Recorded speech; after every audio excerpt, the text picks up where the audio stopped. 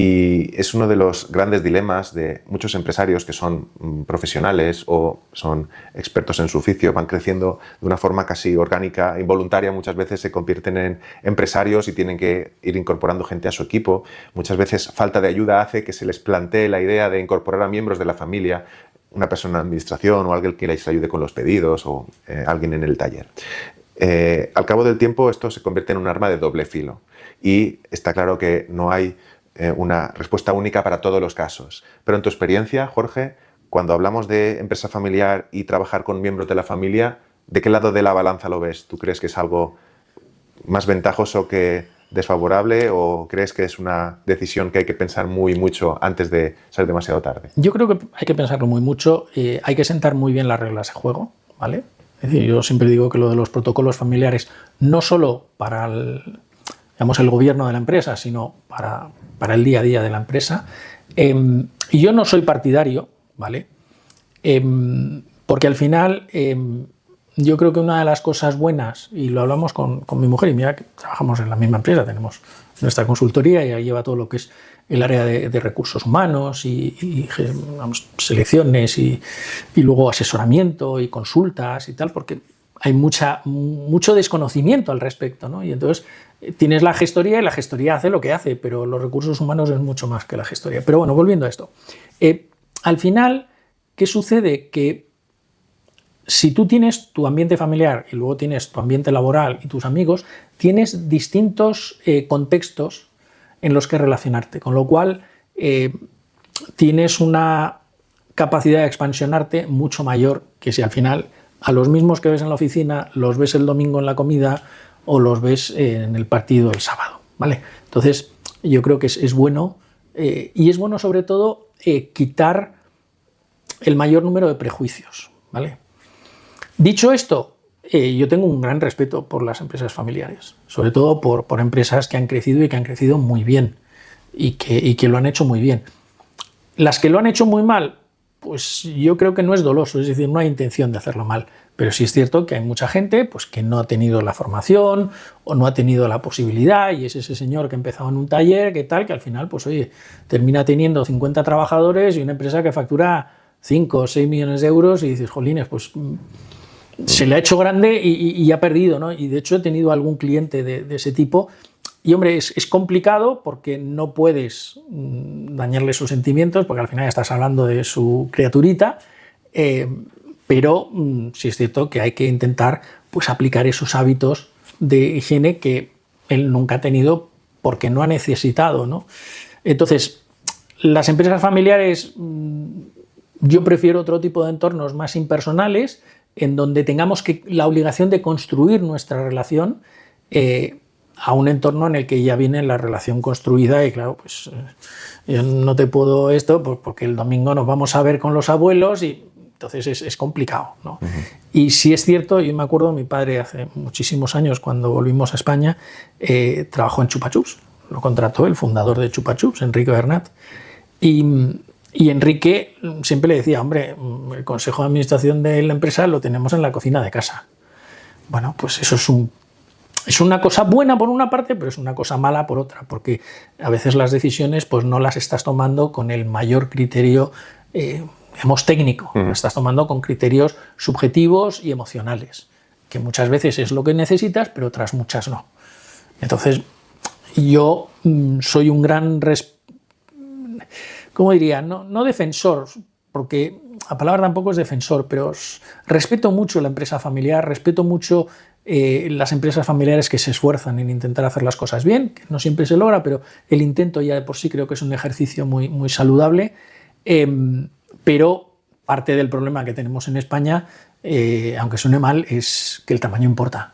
Y en España tenemos un 99% de las empresas que tienen menos de 50 trabajadores. Y claro, pues empresas de 10, de 5, ¿cómo vas a invertir en I+D? ¿Cómo vas a invertir en una maquinaria? No sé qué, no tiene recursos, no genera recursos. Entonces, si a veces, y yo de hecho intenté hacer un proyecto para fusionar a 3 empresas industriales vascas, y claro, pues te estabas enfrentando con 3 egos de que los entiendo perfectamente, ¿no? Porque dices, es que esta criatura la he hecho yo y este otro era mi enemigo o me quitaba clientes. Bueno, pues a veces hay que unirse y hacer de tripas corazón para hacer una entidad más sólida y más sostenible, ¿no? Entonces, sí o no, pues existen, están ahí y tenemos que ayudar a que crezcan y que mejoren y que se profesionalicen, pero eso no quita que tienen una serie de complejidades de gestión muy grandes. Uh-huh.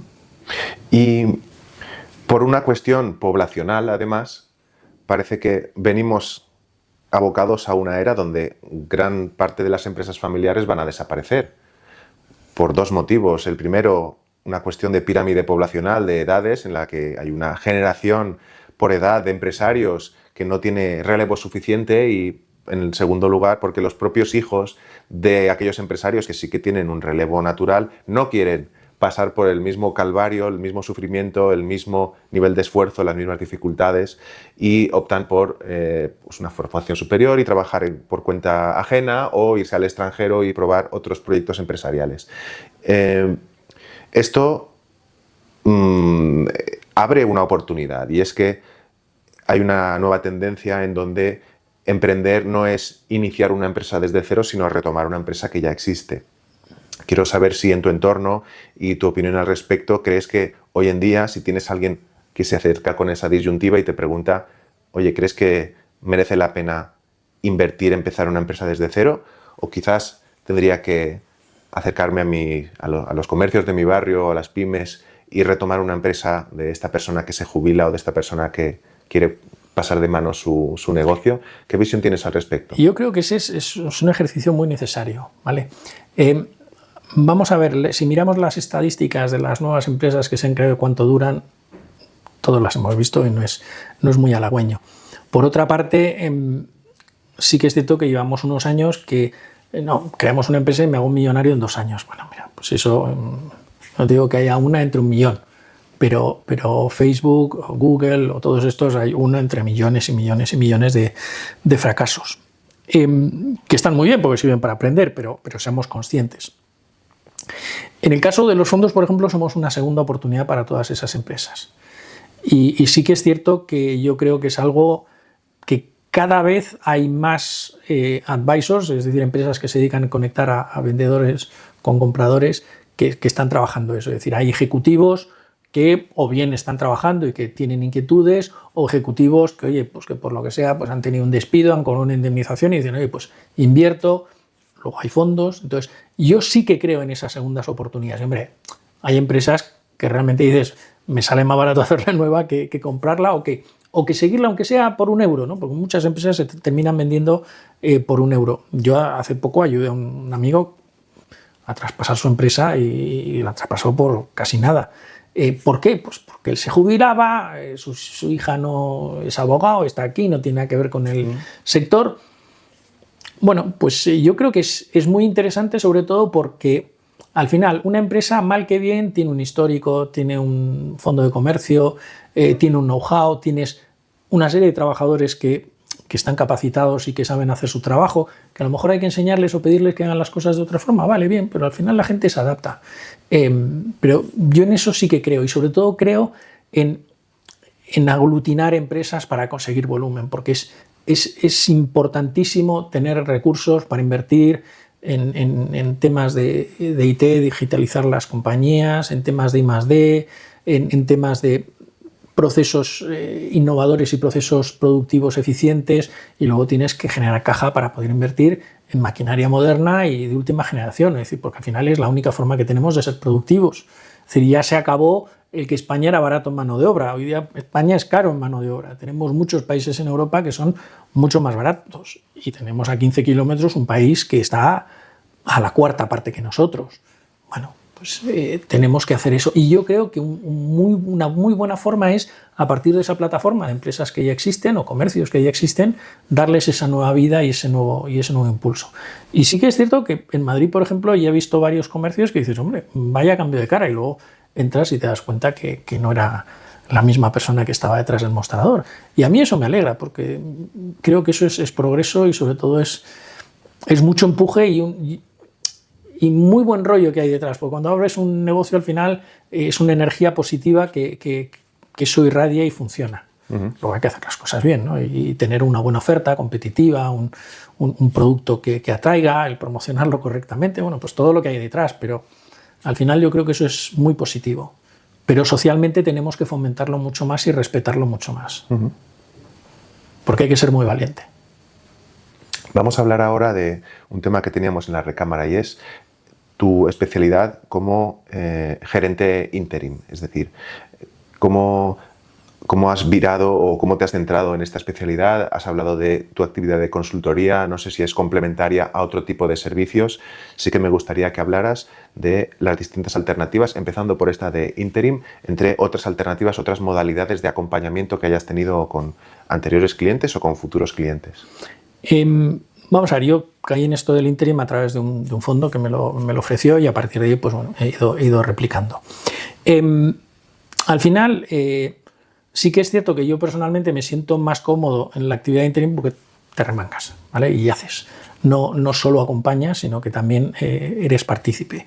Y al final, pues hombre, no nos engañemos, te aporta una satisfacción personal, o a mí me aporta una satisfacción personal complementaria. Yo cuando empecé en el mundo de la consultoría, pues empecé pues eso, dando ideas, dando pistas, ayudando a análisis. Sí que siempre he sido muy partidario de hacer partícipe al cliente, porque gran parte de lo que tú pones en ese resumen lo ha dicho el cliente, pero otra parte tú interpretas lo que ha dicho el cliente y le muestras cuál puede ser una alternativa, porque claro, te dice, no, lo habrás oído 10.000 veces, esto ya lo hemos hecho no sé cuántas veces, bueno, pero a lo mejor es que no lo has hecho bien, pichín, y hay que hacerlo bien. Entonces, bueno, pues vamos a ver cómo lo has hecho, cuál ha sido el proceso, bueno, pues ahí acompañas y le ayudas a la gente a encontrar otras fórmulas, ¿no? Luego tuve la suerte de un cliente que pues estaban en distintos países, con varias fábricas, había que hacer una reestructuración, y no reestructuración ya de ni cerrar centros productivos ni despedir gente, no, sino tenían que reorganizar la empresa porque realmente habían ido creciendo, pues era una empresa de un señor que habían ido creciendo muy a necesidad y a demanda. Claro, al final se te convierte en unos pequeños monstruos, ¿no? Cada unidad de negocio. Y sí que es cierto que él no quería prescindir de casi nadie, o sea, hubo alguna persona que salió, pero muy pocas, no sé, de 180 pues salieron 4, creo que fueron, ¿no? Algo así. Lo que él quería era reconvertirlos y readaptar la compañía a las necesidades del mercado y sobre todo cambiar el mindset del trabajador para estar preparados para cambios futuros, porque sí es cierto que se dio cuenta que venían cambios y que ya no era como antaño, que sacabas un producto y que duraba forever and ever, ¿no? Y la verdad que fue un proyecto muy chulo en donde aprendí a colaborar con otros consultores, que eran freelance, que los subcontraté, para llevar a cabo el proyecto, y la verdad que fue muy interesante porque me encontré gente súper válida, súper preparada, súper motivada y con un grado de foco que es muy difícil encontrar. Es decir, alguien que tan rápido se enfoque me costaba encontrar. Sí que es cierto que cuando estás en los fondos terminas lo que tú decías antes, ¿no? De distintos sectores y tal, pues tienes una capacidad de cambiar el foco bastante rápido, pero me llevé una sorpresa porque en aquella época no estaba acostumbrado a eso y me resultó muy interesante. Entonces, al final ha sido una evolución pues paulatina. Sí que es cierto pues, que puntualmente pues hacemos consultorías con empresas pues para consultas puntuales, pues uno que, oye, pues es que creo que quiero vender mi empresa, o oye, ¿cómo puedo hacer para crecer? Porque es que no sé por dónde mirar, cómo analizar el mercado. Y entonces muchas veces lo que terminas enseñándoles es la metodología que tienen que aplicar. Porque sí es cierto que tienen recursos dentro para hacerlo perfectamente bien y no necesitan aprender lo que tú vas a tener que aprender para poder hacer el análisis, pero sí le ayudas a hacer la arquitectura de la metodología, explicársela bien, que la entiendan bien y luego pues le vas haciendo un pequeño seguimiento para ver que lo están aplicando correctamente. Y luego pues está el área de recursos humanos, que también hay muchas empresas que dicen, es que claro, ¿y cómo podemos negociar las mejoras de convenio? ¿Cómo podemos no sé qué? A veces te hacen preguntas muy sencillas y otras veces son preguntas que implican una gestión de personas, que muchas empresas por el tamaño no tienen una persona que pueda dedicarle 2-3 horas a la semana para gestionar a esas personas y hablar con ellos y explicarles y entender qué necesidades hay, qué necesidades no hay, ver cómo está equilibrada la plantilla dentro de los distintos servicios de la compañía. Y bueno, pues la verdad que es muy satisfactorio porque es lo que llamo yo actividad aplicada, ¿no? Que ves el efecto inmediato, ¿no? Y sí que es cierto que es algo que en mi actividad de interim yo reconozco que es eso, ¿no? Que la intervención directa y el contacto directo con la realidad te da un input que es terriblemente gratificante. A veces para mal, porque no ha salido bien, pero por lo menos tienes el feedback y puedes reaccionar. Has hablado de 3 modelos de acompañamiento, casi 3 servicios complementarios muy bien definidos. Este primero como interim, el segundo en donde actúas más como pues prestando la materia gris, más que el par de brazos, prestando la materia gris, la experiencia y diseñando esa arquitectura, esa metodología que les permita a ellos de forma autónoma abordar estos retos a los que se enfrentan y por los que te han consultado. Y en tercer lugar, la parte de recursos humanos en las que en muchos casos necesitan acompañamiento puntual para temas de negociaciones de convenio o negociaciones de condiciones o, entiendo, reajustar personas en el puesto o incluso contratar a alguna persona nueva, etc. Y a veces no tan puntual, Y a veces de forma más recurrente. ¿Cómo los empresarios o las empresas os llegan y os solicitan de forma natural e intuitiva alguno de estos 3 acompañamientos o alguna de estas 3 modalidades? ¿Cómo podéis ayudar al empresario a decidir cuál de estas modalidades necesita, si es algo más puntual o algo más de arquitectura y acompañamiento o algo más de participación diaria? Normalmente te sientes un poco como el psicólogo, ¿no? Es decir, el empresario te viene cuando tiene un problema, ¿vale? Entonces es muy importante porque ha identificado que tiene un problema, ha tomado conciencia que él solo no es capaz de salir de esa situación y entonces viene y te cuenta su problema. Y cuando te cuenta su problema, pues entonces es cuando puedes decir, oye, yo creo que te puedo ayudar así o te puedo ayudar así. O en algún caso que le he dicho directamente, mira, yo no te puedo ayudar. En unos casos piensas para adentro, lo que tú necesitas es ir a Lourdes, y en otros casos les diriges más hacia alguien, una consultora que le pueda ayudar más en sus problemas. Pues yo que sé, tiene problemas de arquitectura fiscal, pues mete a un fiscalista porque esto hay que mirarlo bien y estás en zona peligrosa y bueno, pues entonces yo creo que, y sí que es cierto que en esas primeras charlas, que a veces son en persona, otras son por Teams, ahora con el Teams es maravilloso, muchas veces ellos mismos, al verbalizar el problema, pues dan un paso adelante muy importante, ¿vale? Sí que es cierto que desde mi empresita de consultoría tampoco hemos hecho grandes acciones, llamémosle comerciales o de promoción, porque no se ha dado el caso. Bueno, tenemos alguna participación en redes y tal, compartimos algún caso de éxito, cosas estas, pero no hacemos mucho. Tenemos por una parte mucho trabajo, pero por otra parte porque creemos mucho en el boca a oreja, ¿no? en la referencia. Y a través de la referencia sí que es cierto que la gente te viene como más relajada, ¿no? Es decir, no eres tú que le vas a vender, sino es él que tiene un problema, tú le vas a escuchar y si le puedes ayudar, le ayudas, y si no, pues oye, encantado y un amigo. Es muy interesante eso que dices porque siempre existe una controversia acerca de la prospección comercial en los servicios de consultoría. Mal entendida o mal hecha, parece que sea forzar una necesidad donde en algunos casos pueda no ocurrir, y entonces a través de la persuasión o a través del método comercial, casi la coacción, muchas veces el empresario o el gerente sucumbe a ese miedo o a esa propuesta o a esos riesgos que se podrían materializar, por lo cual en muchos casos la prospección comercial en el mundo de la consultoría a veces se considera como algo negativo. Sin embargo, es cierto también que, como argumento defensor, muchos empresarios no son conscientes de que tienen un problema hasta que viene alguien y les pregunta. o no son conscientes de la magnitud del problema. O no hablamos de problemas, sino que hablamos de retos o de, digamos, proyectos de crecimiento o ambiciones que no son necesariamente cosas negativas, sino positivas, y el propio escudo protector del ego del empresario que ha tenido que cubrirse para poder llevar a cabo su proyecto le impide pedir ayuda, y muchas veces de forma natural no lo hacen, sino que tienes que proponérsela tú y entender realmente cómo proporcionarla. ¿Tienes alguna noción de dónde se encuentra ese equilibrio?